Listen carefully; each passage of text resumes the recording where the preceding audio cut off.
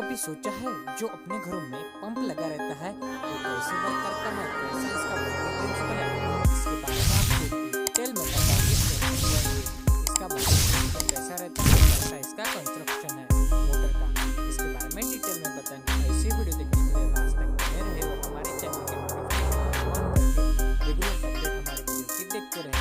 जो लास्ट में इंफॉर्मेशन मिलने वाली बहुत ही यूजफुल है आपको बताएंगे। आपने कभी सोचा है जो अपने घरों में लगा रहता है वो कैसे वर्क करता है, कैसा इसका वर्किंग प्रिंसिपल है, इसके बारे में बताएंगे। जो अपने घरों में पंप लगा रहता है वो इंडक्शन मोटर वाला एसी पंप रहता है। एसी करंट से इसका चलता है। ये 220 वाट पे चलता है। बहुत ही हाई एफिशिएंसी वाला एक पंप रहता है। ये कभी आपको 1 HP में या 2 HP में देखने को मिल सकता है, लेकिन जनरली अपने घरों में 12 HP या 1 HP का ही पंप देखने को मिलता है। और अगर हम दूसरे पंप के बारे में बात करें, आप जो पंप रहता है वो सबरेशियल पंप का यूज किया जाता है। ज़्यादा से ज़्यादा जमीन के अंदर सबरेशियल पंप का यूज किया जाता है। ये जो सबरेशियल पंप रहता है ये बहुत ही यूजफुल है। इसकी जो कैपेसिटी रहती है वो जो जेट पंप से ज़्यादा रहती है, क्योंकि ये जमीन से पानी निकालता है। जेट पंप में पानी छोड़ने का चांसेस ज़्यादा रहते हैं, लेकिन जो सबरेशियल पंप रहता है उसमें बहुत ही कम रहते हैं।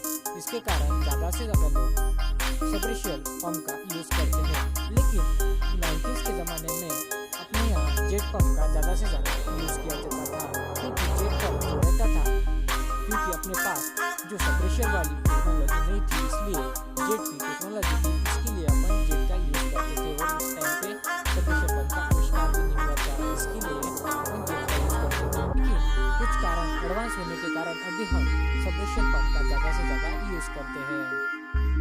अगर हम सोचें कि जो सबरेशियल पंप है वो कैसे वर्क करता है, जो सबरेशियल पंप रहता है उसमें ही इंडक्शन मोटर का यूज किया जाता है, लेकिन वो 3 फेज इंडक्शन मोटर रहती है। इसकी एफिशिएंसी एंड टॉर्क, जो एफिशिएंसी है इसकी 90% के ऊपर है। इसके वजह से उसको ज़्यादा यूज किया जाता है और ज़्यादा से ज़्यादा अभी सबरेशियल पंप का ही यूज किया जाता है।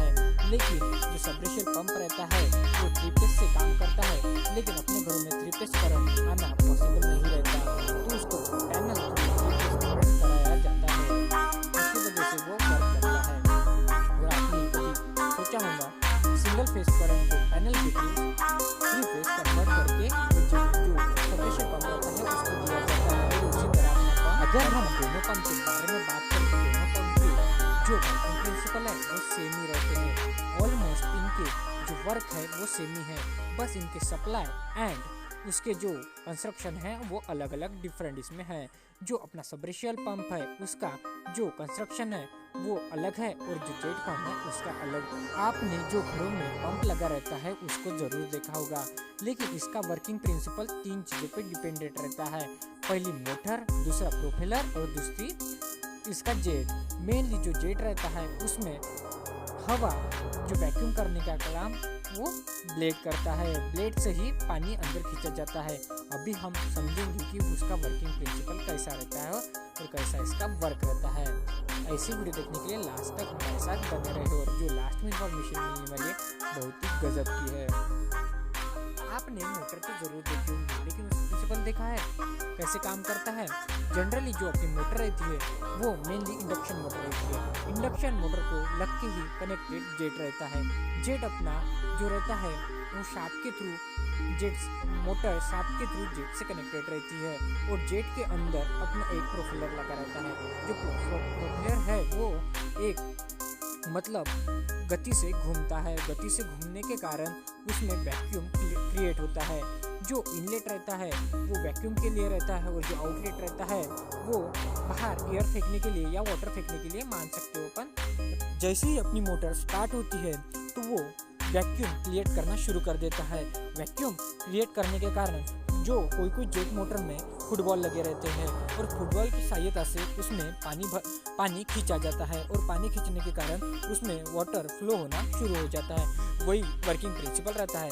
लेकिन जो सबरेशियल पंप रहता है उसका अपोजिट रहता है। जो सबरेशियल पंप रहता है मेनली वो बस वाटर को ऊपर की तरफ धकेलने का काम करता है, क्योंकि उसमें कोई भी वैक्यूम क्रिएट नहीं होता, क्योंकि वो ज़मीन में अंदर रहने के कारण वो ऑटोमेटिकली जो वाटर रहता है वो ऊपर की ओर धकेलता है और उसकी वजह से अपनी मोटर चल पाती है और ऊपर पानी फेंक पाती है।